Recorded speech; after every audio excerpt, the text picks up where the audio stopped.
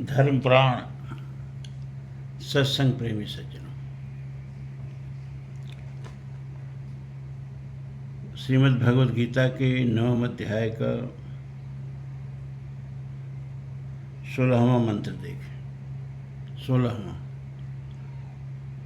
अहम क्रतुर अहम यज्ञः स्वधा अहम अहम औषधम मंत्रो अहम मेवाज्यम अहम अग्निर अहम हुतम। अहम क्रतुर अहम यज्ञः स्वधा अहम औषधम।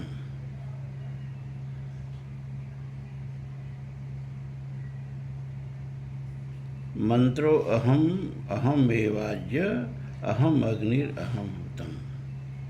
भगवान कहते हैं अहम क्रतुः अहम यज्ञः स्वधा अहम अहम औषधम। ये पद विच्छेद हो गया। अहम क्रतुर अहम यज्ञः स्वधा अहम अहम औषधम का पद विच्छेद कर दिया मैंने। मंत्रो अहम अहम एव आज्यम अहम अग्निर अहम हुतम, इसका पद विच्छेद हो जाएगा। मंत्रों का मंत्र हो जाएगा अहम अहम एव आज्यम अहम अग्नि अहम हुतम। अब अर्थ स्पष्ट हो गया। भगवान कह रहे हैं क्रतु मैं हूँ। अहम माने मैं क्रतु हूँ। क्रतु माने आप देखो, क्रतु और यज्ञ ये दोनों समानार्थक शब्द हैं। अब दोनों का यहाँ प्रयोग कर दिया है तो अलग तो करना पड़ेगा। तो पूज्य शंकराचार्य जी महाराज ने और बाद के सभी टीकाकारों ने अहम क्रतु का अर्थ लगाया वेद के कर्मकांडी यज्ञों से, श्रौत यज्ञ जिसको कहते हैं, और यज्ञ का अर्थ लगाया स्मार्त यज्ञों से, पंचभूत महायज्ञ आदि इसमें आ जाता है। तो भगवान ने कहा कि जो श्रौत यज्ञ है, जो वेदों के 11 वैदिक मंत्र से, वैदिक विधि से, वैदिक कर्मकांड से यज्ञ करते हैं, वो मैं ही हूँ। मैं ही यज्ञ का वो श्रौत यज्ञ हूँ और यज्ञ का सारा फल मैं ही देता हूँ, और यज्ञ भी मैं ही हूँ। क्रतु का मतलब उन्हें बता दिया। यज्ञ का मतलब स्मार्त यज्ञों से हो गया, पंचभूत महायज्ञों से हो गया। पंचभूत महायज्ञ क्या है भैया? मनुस्मृति में मनु महाराज ने कहा कि एक गृहस्थ का घर में 5 कसाई खाना होता है। पंच सूना गृहस्था, 5 कसाई खाना होता है एक गृहस्थ के घर में। वो 5 कसाई खाना कौन कौन है? तो कहा कि देखो भैया, एक सिलबट है, जब मसाला पीसते हो तो कितने जीव जंतु जो नई आग से दिखते हैं वो सब पीस जाते हैं उसके साथ, हैं? मूसल ओखल है, जब धान कूटते हो, कोई चीज़ कूटते हो तो कितने जीव जंतु उसमें कुटा जाते हैं उसके साथ। और झाड़ू है, जब झाड़ू लगाते हो तो कितने जीव जंतु झाड़ू के साथ मर जाते हैं जो आँख से दिखने वाले नहीं होते हैं। और वो तुम्हारे जो जल भरने के कुंडे इत्यादि हैं, उसमें जब जल भरते हो तो जाने कितने जीव जंतु उसके दीवारों से चिपके होते हैं, वो भी मर जाते हैं। और जब चूल्हा जलाते हो उसके साथ भी कितने जीव जंतु मर जाते हैं। तो ये 5 कसाई खाना निरंतर एक घर के गृहस्थ में चलता रहता है। अनजाने में इतनी हत्याएं होती रहती हैं। ये तो घर में होती हैं। घर से बाहर जीविकोपार्जन के लिए हम जब खेती करते हैं और खेती में कीटनाशक दवाएं छिड़कते हैं, बाप रे, कितनी अरबों खरबों कीटाणु मर जाते हैं, कितनी बड़ी जीव हिंसा होती है। घर के भीतर जीव हिंसा, घर के बाहर जीव हिंसा। इसलिए महाभारत में कहा जीवो जीवस्य जीवनम, जीव ही जीव का आहार है। अगर हम हजारों नहीं, लाखों नहीं, करोड़ों हत्याएं, अगर हिंसाएं प्रति मिनट न करें तो हमारा जीवन बचेगा ही नहीं। निरंतर हमारा शरीर कुरुक्षेत्र है, इसमें शरीर के प्रो और शरीर के एंटी जो जीवाणु होते हैं उनमें निरंतर संघर्ष चल रहा है। और शरीर के जो प्रो जीवाणु हैं, शरीर के जो हितैषी जीवाणु हैं, वो जीत रहे हैं तो जीवन चल रहा है। जिस दिन वो हारेंगे जीवन मर जाएगा। तो प्रतिपल का हमारा जीवन जो है करोड़ों जीवों के मूल्य के आधार पर चलता है। तो घर में जो है ये 5 हिंसाएं बराबर होती हैं। इन्हीं हिंसाओं को मुक्त होने के लिए 5 भूत महायज्ञ किया जाता है। उसमें कौन यज्ञ है? तो देव यज्ञ, पितृयज्ञ, भूत यज्ञ, नृयज्ञ,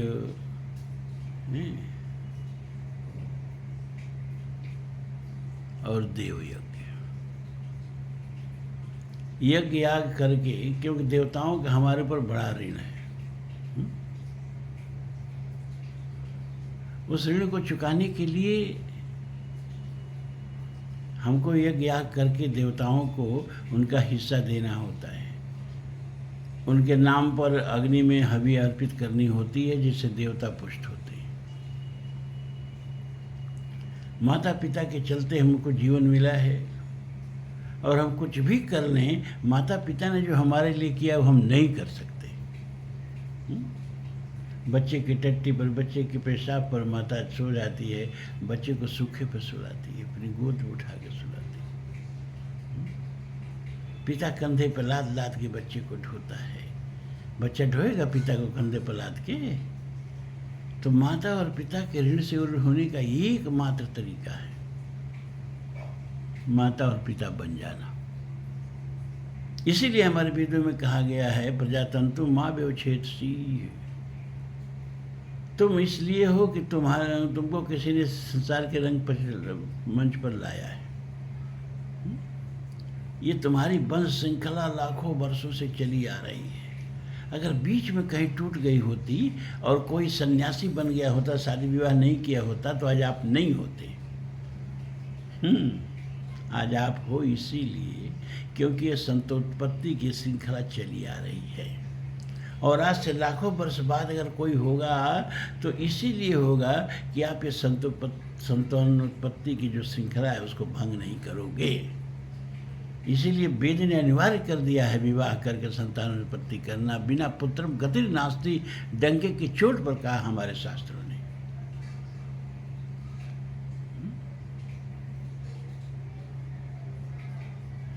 तो वेद कहता है प्रजातंतु माँ व्यवच्छेदसी। ये प्रजातंत्र जो संतति श्रृंखला चली आ रही है, तोड़ना मत।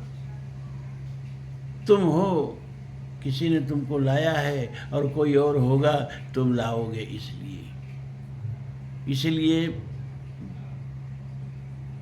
ये जो बालकपन से ही लोग संन्यास ले लेते हैं, हमारा वेद विरुद्ध है।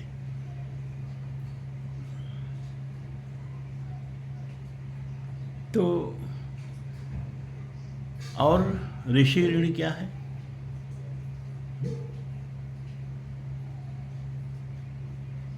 अरे भैया, ये ऋषि ऋण ही चुका रहा हूँ मैं और आप। हमारे ऋषियों ने जो ज्ञान की अमानत हमारे लिए सुरक्षित रखी है, उसको जानना, उसको लोगों तक पहुँचाना, उनके ज्ञान की अमानत को सुरक्षित रखना, यही ऋषि ऋण है। जो रोज़ हम आप इसको सुरक्षित करके, और कितने लोगों को आप प्रवचन सुनते भी हो, कितने लोगों को आप शेयर भी करते हो, उन लोगों को भी साझा करते हो, लोगों तक गीता का ज्ञान पहुंचाते हो, यही ऋषि ऋण से ऋण होना है।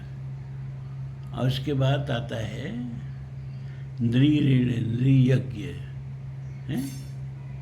तो देव यज्ञ हो गया, पितृयज्ञ हो गया, ऋषि यज्ञ हो गया, चाहे ज्ञान यज्ञ हो गया। और अब नृयज्ञ क्या है? अतिथि यज्ञ। नृ माने मनुष्य होता है। अब तो भैया अतिथि यज्ञ का तो दिन खत्म हो गया। हम लोग बचपन में थे और जब रात बिरात हो जाती थी, राहगीर तो पूछते थे, भैया आपके यहाँ सोने का जगह मिल जाएगा? कहाँ, आइए, कोई बात नहीं है। क्या अपना भोजन बनाएंगे अलग से कि घर में खा लेंगे? कहने भैया भोजन हम लेके चले हैं, बस सोने भर की किसी तरह खटिया दे देना, सो जाएंगे। तो हम लोग बुजुर्ग लोग कहते थे तब आप कोई दूसरा दरवाज़ा देखिए, यहाँ रुकेंगे तो भोजन करना पड़ेगा। ये मतलब संस्कृति थी। अब तो अतिथि कम, अतिथि के रूप में चोर बदमाश गुंडे ज़्यादा ही आएंगे हैं। पता चला उनको खिला पिला के सुलाए और सुले में ही घर लूट लिए। तो अब तो ये परंपराएं ख़त्म हो गई, हो भी जानी चाहिए, सुरक्षित रहना है तो।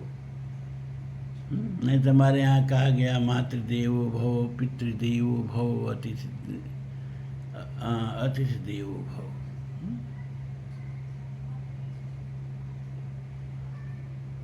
अतिथि को देवता माना गया था, इसीलिए इंद्रिय यज्ञ और भूत यज्ञ, पांचवा यज्ञ। भूत यज्ञ माने अरे जो आप भोजन पकाते हो ना, उसमें कुछ न कुछ हिस्सा अन्य जानवरों का भी होता है। इसीलिए हमारे यहाँ पहली रोटी गौ माता को, अंतिम रोटी कुत्ते को, कुछ छत पर ले जाके लोग डाल देते थे। एक बार मुझे याद है, अपने पिताजी के साथ अपने बहन के लिए मैं लड़का ढूंढ रहा था, तो एक गांव में हम लोग गए टिके, तो एक पसंद भी आ गया, जो लड़का पसंद आया उसी घर टिके भी हम लोग। तो रात के बाद जब सुबह पिताजी हमारे उठे तो कह रहे, कहो इस रात को कुत्ता ही को नहीं भोगे? तो उस घर वालों से पूछा, ये भैया ये को कुत्ता रात में इस गांव में भोगे ही नहीं? तो उसने कहा इस गांव में कुत्ता है ही नहीं। तो पिताजी ने कहा चुपचाप उठो, चलो यहाँ से। अरे जिस गांव में कुत्ता नहीं है, मतलब इस कुत्ता को रोटी तक नहीं देते हैं सब, इस गांव में कन्या नहीं देना है। भूत यज्ञ, ये 5 यज्ञ करने से ये अनजाने जो हिंसा होती है ना, वो हिंसा का पाप नहीं पड़ता है। वैसे तो पाप नाम का शब्द ही से मुझे नफरत है, लेकिन एक चीज जान लो कि मन की दुर्बलता को ही पाप कहते हैं। मन की दुर्बलता, और जो काम मन तक पहुंचे ही नहीं, उसका पाप कैसे पड़ेगा? हम चल रहे हैं, पैरों से कितने जीव जंतु दब के मर जाते हैं, हमको पता नहीं, मन तक वो क्रिया पहुंची नहीं, उसका कोई पाप नहीं पड़ना है। अच्छा देखो, यहाँ कोई एक अगर मान लो किसी के हाथ से एक मुसलमान की मृत्यु हो जाए, तो उसको जिन लगने लगेगा, वो कब्र बना करके अगरबत्ती लगा करके वहाँ उसकी पूजा करने लगेगा, है ना, निश्चित है। लेकिन वही आदमी फौज में भर्ती है और वहाँ जाने कितने पाकिस्तानियों को मार के गिरा देता है और उसको कोई इन जिन नहीं लगता है। क्यों? क्योंकि वो क्रिया उसके मन तक पहुंची ही नहीं, उसको नहीं पता कि हमने किसको मारा। वो क्रिया हुई, लेकिन क्रिया का मन पर कोई प्रभाव नहीं पड़ा। जो क्रिया मन पर प्रभाव डालती है, पाप पुण्य उसी का होता है। जो गलत प्रभाव डालती है वह पाप हो जाता है, जो अच्छा प्रभाव डालती है, जिससे मन सबल होता है, वह पुण्य हो जाता है।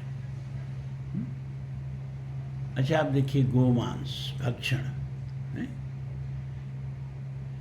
गोमांस भक्षण, अगर हिंदू को पता चल जाए कि हमारे खाने में गोमांस मिल गया है तो क्या होगा? बेचारा का तो लोक परलोक सब खत्म हो गया। और किसी मुसलमान को पता चले कि अमुक जगह चोरी से गाय कटी है और मांस लोग खरीद रहे हैं, वो दौड़ के जाएगा और ले आएगा और सोचेगा आज बढ़िया भोजन मिला, आज गो मांस खाने को मिला। तो आप अनजाने में गोमांस खा लिए और आपको पता चल गया, तो आपका सब कुछ नष्ट हो गया। अब वह गोमांस खाया, उसका मन प्रफुल्लित हो गया, तो बोलो उसके लिए गोमांस खाना पाप नहीं है। Mind it carefully. और आपके लिए गोमांस खाना पाप है, क्योंकि आपका मन उसके लिए तैयार नहीं है। तो मन पर जो क्रिया विपरीत प्रभाव डालती है वही पाप हो जाता है, और मन पर जो क्रिया विपरीत प्रभाव नहीं डालती वही पुण्य होता है। यानी मन की दुर्बलता ही पाप और पुण्य है। इसी तुलसी ने लिखा, समर्थ को नहीं दोष गोसाई, रवि पावक सुरसर की ढाई। हैं? अच्छा, हमारे भगवान शाकाहारी हैं कि मांसाहारी हैं? अरे आप तो मांस पका के खाते हो तो कच्चे चबा जाते हैं। अर्जुन को जब अब विराट रूप दिखाएंगे उनकी दाढ़ों में सब फंसे हुए, सब किसी का सर फंसा है, किसी का पैर फंसा है, किसी का अतड़ी पतड़ी फंसी है, सबको चबा रहे हैं, सबको चबा जाते हैं, सर्वभक्षी हैं। प्रलय काल में सब उनके मुंह में समा जाता है, क्या जड़ क्या चेतन, क्या शाकाहारी क्या मांसाहारी। समर्थ को नहीं दोष गोसाई, रवि पावक सुरसर की नाई। शुभ और अशुभ सलिल सब बहई, आ सुरसर को उपनीत न कहीं।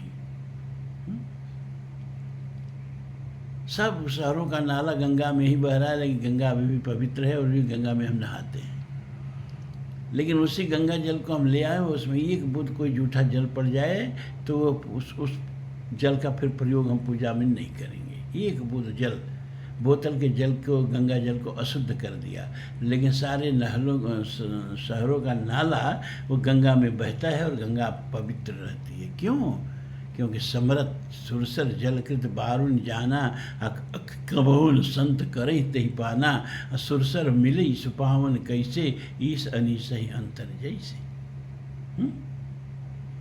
समरथ को नहीं दोष गोसाई, भान किसान सरवरस खाही, तिन कहु मंद कहत को नाही। शुभ और अशुभ सलिल सब बहई, सुरसर को अपनीत न कहीं। तो जो समर्थ हैं, जिनका मन दुर्बल नहीं है, उनके लिए पाप नाम की कोई चीज नहीं है।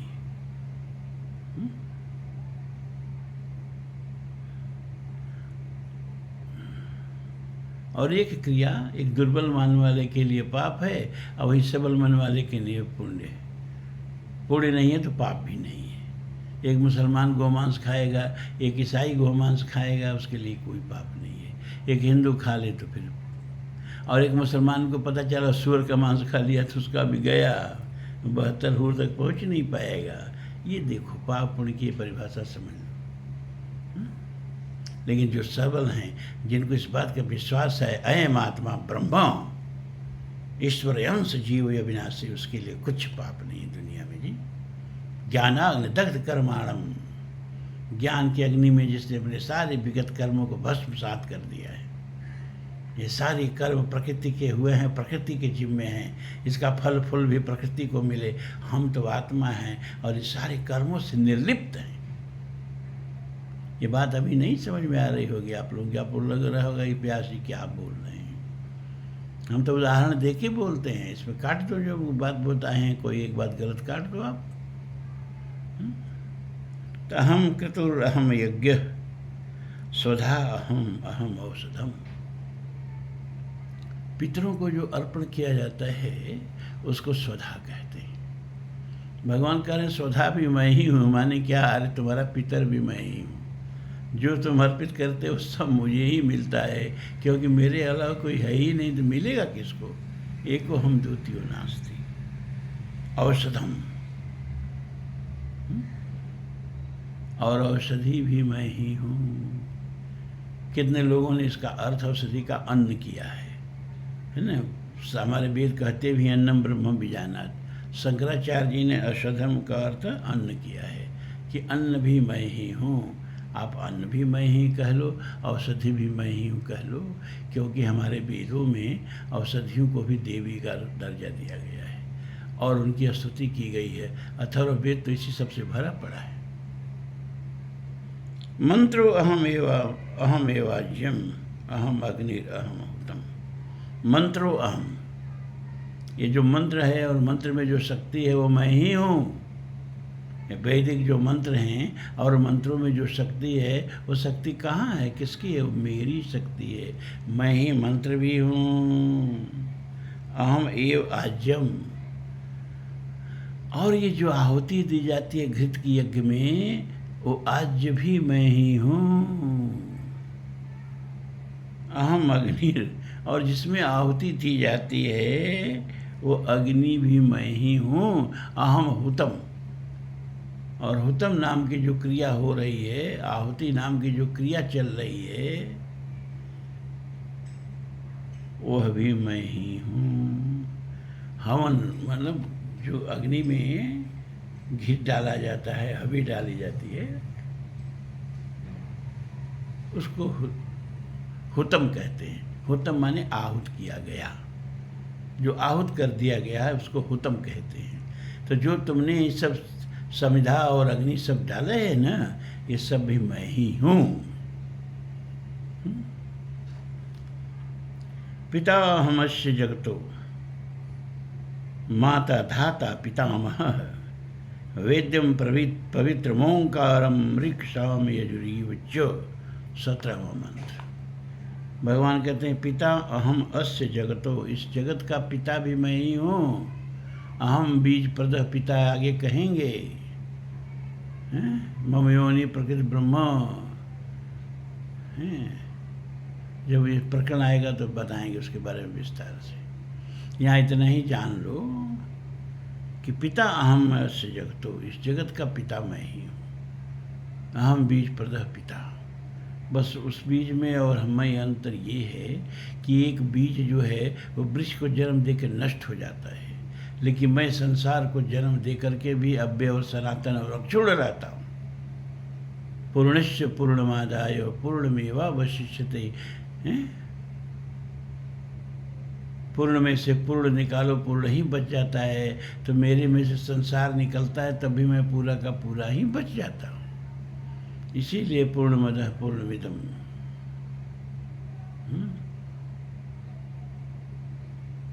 वह परमात्मा पूर्ण है, पूर्ण से उत्पन्न यह संसार पूर्ण है। पूर्णमेव अवशिष्यते, पूर्ण से पूर्ण निकले तो पूर्ण पूर्ण ही बच जाता है। पूर्णस्य पूर्णमादाय पूर्णमेव अवशिष्यते।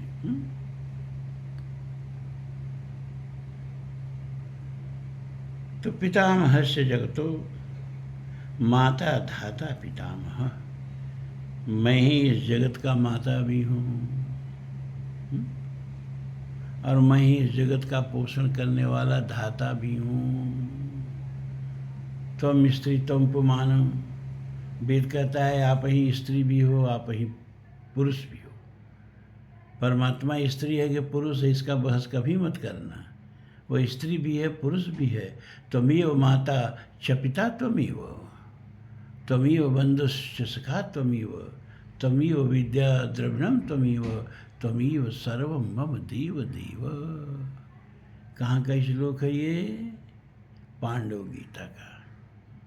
महाभारत में ही एक पांडव गीता भी है, उस पांडव गीता से श्लोक लिया गया है। श्लोक तो सबको याद होगा, याद पता नहीं चलता कहाँ का है। तो पितामहस्य जगतो माता धाता और पितामह, और पिता का पिता भी मैं हूँ।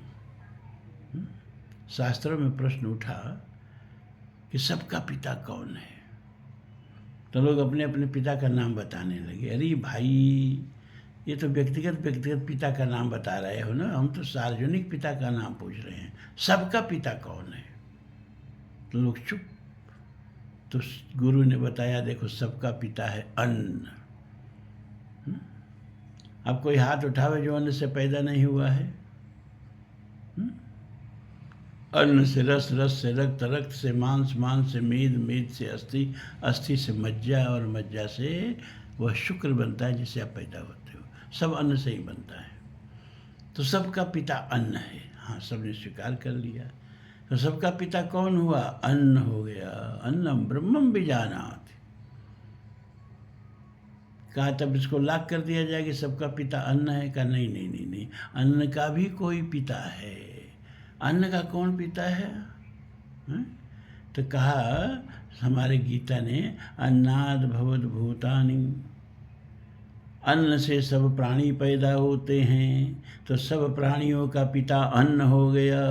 अपर्जन्याद अन्न संभव, लेकिन अन्न वृष्टि से पैदा होता है, अन्न का पिता वृष्टि हो गई।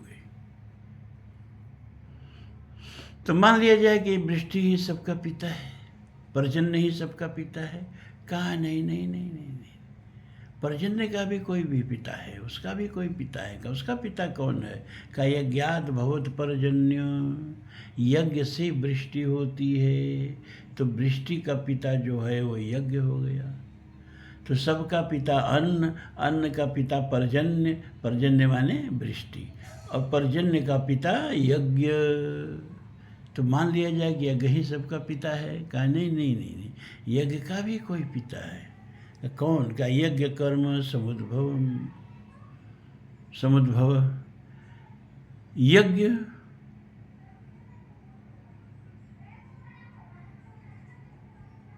कर्म से उत्पन्न, वेद विहित कर्म से उत्पन्न यज्ञ होता है। मनमाना कुछ करो उसको यज्ञ नहीं कहेंगे, जो वैदिक परंपरा के अनुसार, नियम के अनुसार होगा उसी को यज्ञ कहेंगे। विवाह भी एक यज्ञ है, लेकिन मनमाना होता है ना। मांडो क्या कहते हैं, माड़ो, माड़ो खूब सजेगा, मारे उसमें इजली बिजली पता नहीं क्या क्या क्या क्या क्या क्या, लेकिन जो मेन यज्ञ है वो तो बस पंडित जी चटे लकड़ी तोड़वाएंगे आम का, ओम स्वाहा स्वाहा। लड़का लड़की को बाहर कौन फिराता है, उसका गमछुए फिरवा दिया जाता है, तमाशा।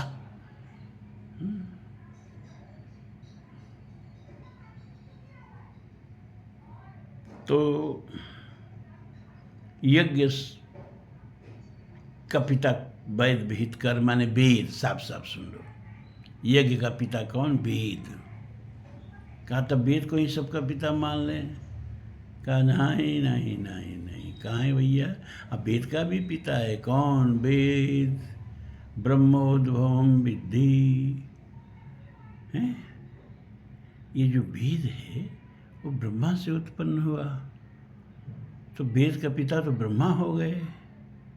अब ब्रह्मा का पिता भी है कोई, इन्हीं को सबका पिता मान ले जाएगा? नहीं नहीं, इनका भी पिता है। इनका पिता कौन है? ब्रह्म अक्षर समुद्भवम, वो अक्षर अविनाशी अव्यय परमात्मा, वो सब ब्रह्मा का भी पिता है।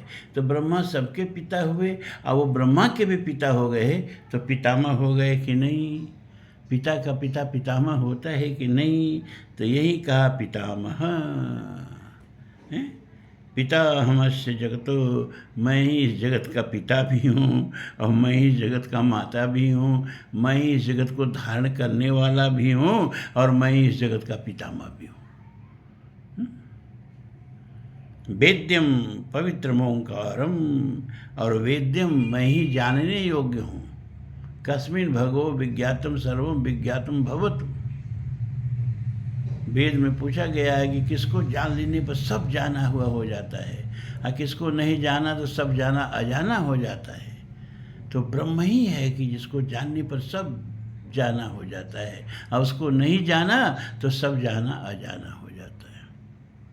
तो वेद्य माने जानने योग्य वस्तु इस ब्रह्मांड में मैं ही हूँ। मुझे नहीं जाना तो कुछ नहीं जाना। पवित्र ओंकार, और मैं ही पवित्र हूँ। नाम लीत क्या ना, जाकर नाम मरत मुख आवा, अधमो मुकुत हो ही श्रुत गावा। नाम अखिल अघ पूग न सावन, नाम लिया पाप का पहाड़ नष्ट।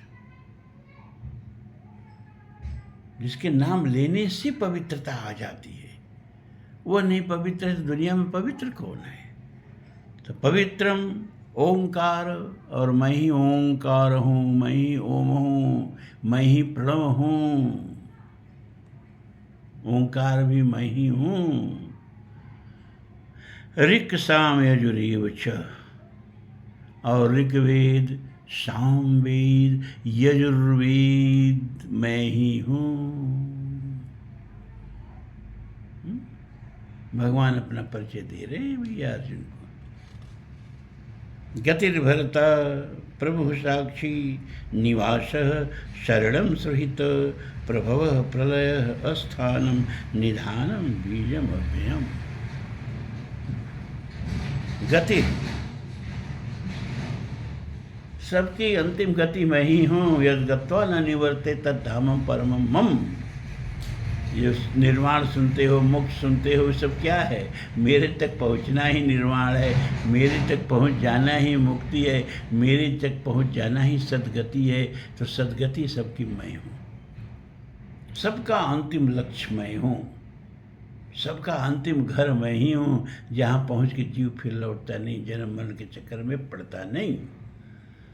भरता, सबका भरण पोषण करने वाला भी मैं ही हूँ। आपके अन्न जो जा रहा है मुँह में, मत समझना कि आपकी कमाई से जा रहा है ना। जिस दिन उसकी इच्छा नहीं होगी, सारा धन पड़ा रहेगा और अन्न के बिना आप मर सकते हो, ऐसी परिस्थिति आ सकती है।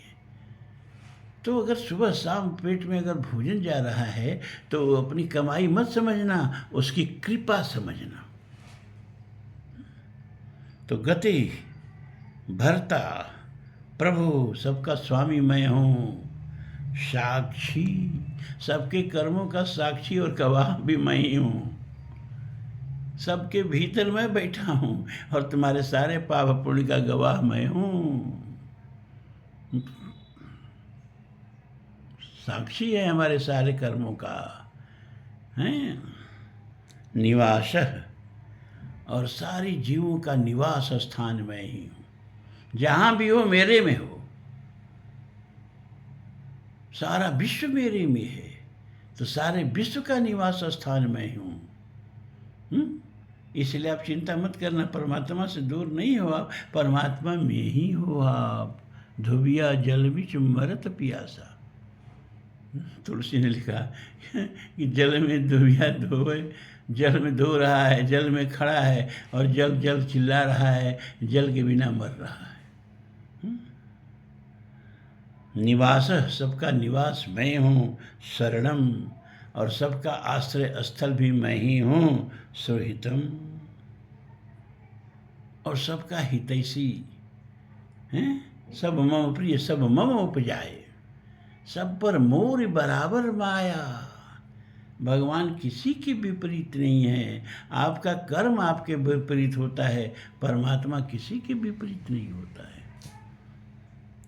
प्रभव, सारे संसार के उत्पत्ति का कारण मैं हूँ। प्रलय, सारे संसार के प्रलय का भी कारण मैं हूँ। अस्थानम, सारे संसार का आधार भी मैं हूँ। और निधानम, सारा संसार अंत में मेरे में ही विलीन हो जाता है। शेरते यत प्राणिनो स शिव, जब थक के सारा ब्रह्मांड जिसके गोद में सो के फिर से उठने के लिए विश्राम करता है, वो अभी मैं ही हूँ। बीजम अव्ययम, और इस संसार को उत्पन्न करने वाला अव्यय बीज भी मैं ही हूँ। साधारण बीज तो वृक्ष उत्पन्न हो तो बीज मर जाता है ना, लेकिन संसार मुझसे उत्पन्न होता है और मैं जस का तस अव्यय बना रहता हूँ।